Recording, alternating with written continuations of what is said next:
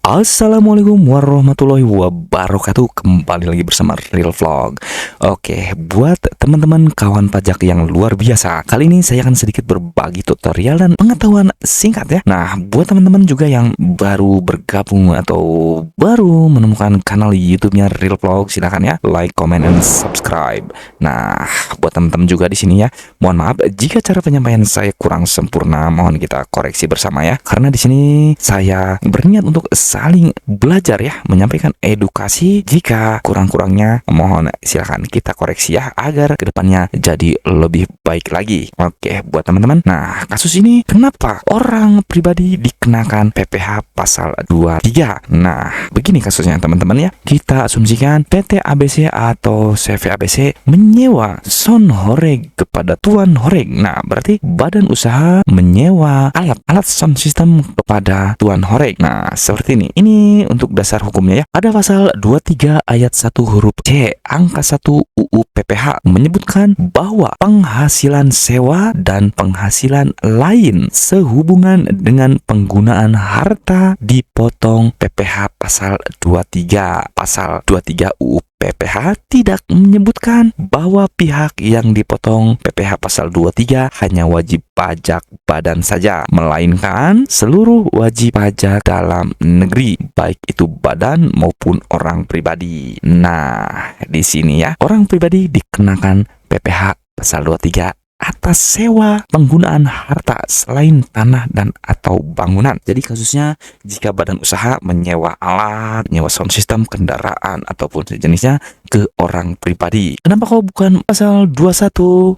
Oke, karena ini badan usaha menyewa ya, menyewa alat kepada orang pribadi dan badan usaha tersebut akan mengklaim biaya tersebut dalam pembukuan badan usahanya.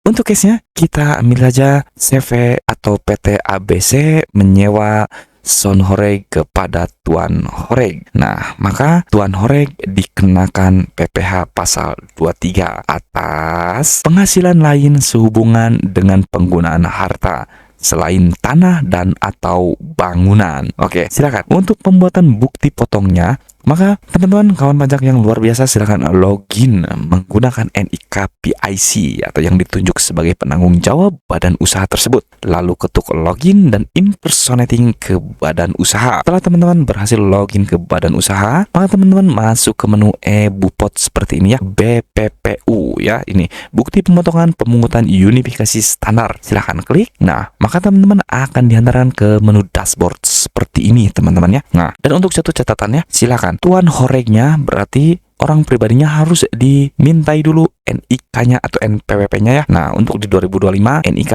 akan tervalidasi menjadi NPWP jika sudah aktivasi akun Cortex-nya. Buat bukti potong ke tuan horeg, maka teman-teman silakan create e-Bupot BPU. Nah, akan seperti ini teman-teman ya. Silakan pilih masa pajak. Nah, karena kita contohkan ya, asumsikan ini di bulan November. Oke, silakan ini untuk yang warnanya abu-abu terisi otomatis ya. Kita isikan yang bagian putih-putihnya saja di bawah ke bawah ya. Nah, silakan teman-teman input ya. Input NPWP lawan transaksi di sini ya. Ini untuk NIK orang pribadi. Nah, untuk badan usaha nanti lagi ya, karena ini ada case-nya badan usaha menyewa sound horeg ke WPOP ya, wajib pajak orang pribadi. Nah, jika sudah diisikan, maka akan tertera informasinya NIK, nama, dan NITKU-nya. Scroll ke bawah ke menu pajak penghasilan. Silakan teman-teman pilih ya, tanpa fasilitas, nama objek pajaknya kita ketikkan saja sewa ya. Di sini sewa. Nah, maka teman-teman akan menemukan nama objek pajaknya ya, sewa dan penghasilan lain sehubungan dengan penggunaan harta kecuali sewa tanah dan atau bangunan yang telah dikenai PPh pasal 4 ayat 2 UU PPh. Ini jenis objek pajaknya pasal 23, kodenya akan tertera. Ini tidak final menjadi kredit pajak untuk tuan horeg tersebut dan harus dilaporkan di SPT tahunan orang pribadi tuan horeg.